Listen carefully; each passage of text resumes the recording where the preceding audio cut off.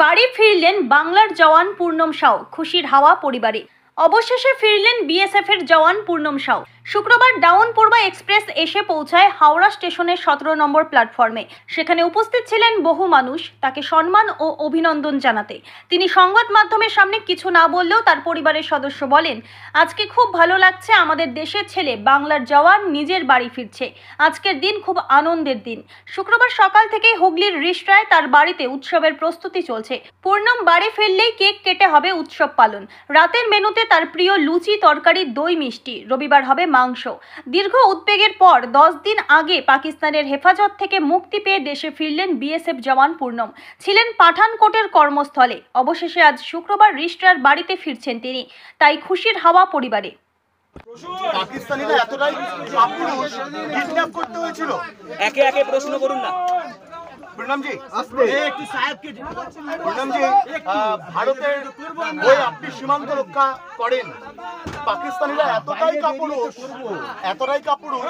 যে তাদেরকে কিডন্যাপ করে নিয়ে যেতে হয়েছিল।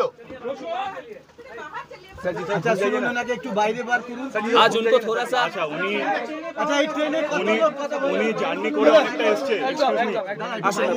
ठीक सब बाहर लेके आप सही से रिक्वेस्ट है, ऐसा कीजिएगा। ন্যাশনাল ফ্ল্যাগ কোথায়?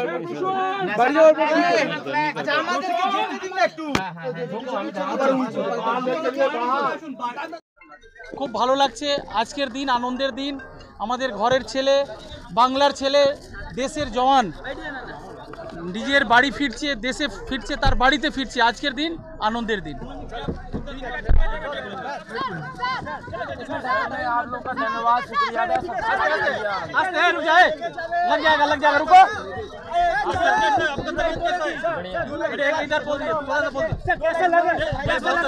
आप मैं तो अपने इंडिया वतन आ गया। आप लोग का सबसे बड़ा धन्यवाद, सबसे शुक्रिया अदा। सब जो भूमिका इंडिया आगे था और आगे रहेगा। बहुत खुश हूँ मैं अपने माँ बाप के पास।